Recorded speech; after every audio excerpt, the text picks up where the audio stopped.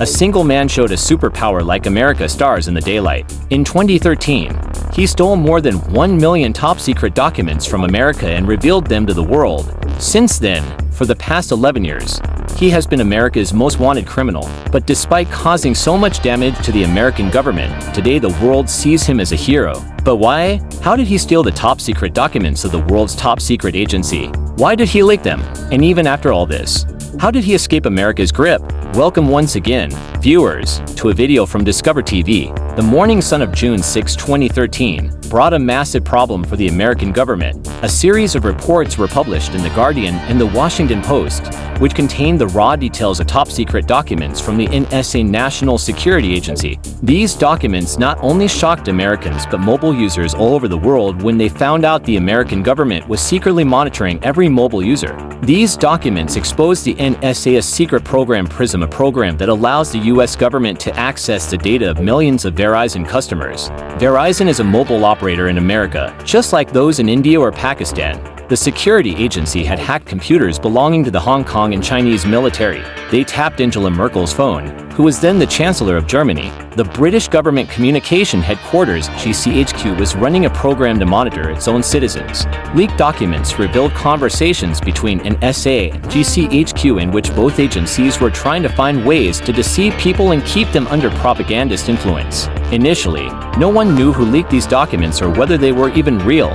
News agencies aren't bound to disclose their sources. But exactly 3 days later, a man came forward and took responsibility for leaking the top-secret documents. 29-year-old Edward Snowden, a high school dropout. He began his career in the US military but was discharged a year later. In 2005, he worked as a security guard at the University of Maryland. Although Edward wasn't great academically, his computer skills were so strong that the CIA hired him. After a few years with the CIA, in 2009, American tech giant Dell hired him. At the time, Dell had a contract to upgrade NSA's computer systems, and Edward was assigned to this project. Initially a supervisor, he later became a cyber strategist. Up to this point, Edward Snowden was like a gem for the CIA and NSA. So what happened next that made these agencies label him a traitor? While operating and upgrading NSA's computers, Edward discovered that the agency had the power to access any mobile user's personal data. He saw records that he initially assumed were of international criminals,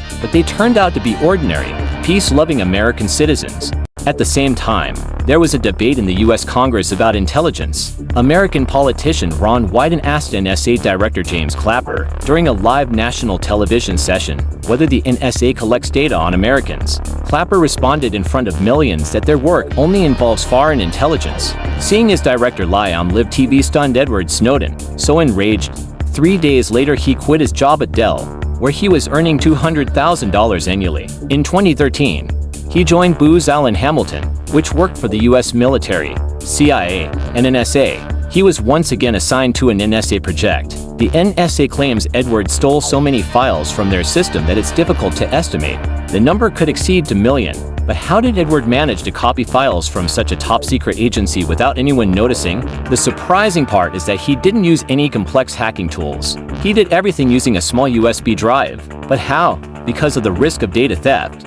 USB drives are typically banned in offices. Additionally, not every employee in a company system where confidential data is stored has access rights. And we're talking about the NSA's computers, known to be unbreachable. Before doing this, Edward planned his escape.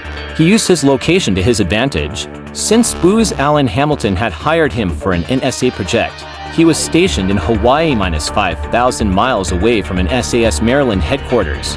Hawaii is 6 hours behind Maryland, meaning when Edward worked in his office, most people at NSA headquarters had gone home. He also had access to NSA headquarters servers through a thin client system, an outdated one. On top of that, Edward was the system administrator there, meaning he had high security clearance and broader rights. This allowed him to copy data from any system without raising suspicion. Edward Snowden used this opportunity and copied more than 2 million files from 5,000 miles away without getting noticed. After just 4 weeks of working in the Hawaii office, he decided to expose the NSA's wrongdoings. He copied all the documents to a USB drive, cleverly hid the drive from the security guard, and took a leave citing illness. He switched off his phone and flew directly from Hawaii to Hong Kong, when he didn't return for several days and couldn't be reached. The NSA got suspicious and started looking for him. After arriving in Hong Kong, he met with a few trusted journalists, gave them the documents, and the next day, those very documents became global headlines. The documents leaked by Edward Snowden sparked a new debate around the world about the secret powers of the NSA. He was charged with theft of government property, unauthorized access to national security systems, and leaking top-secret information to unauthorized individuals.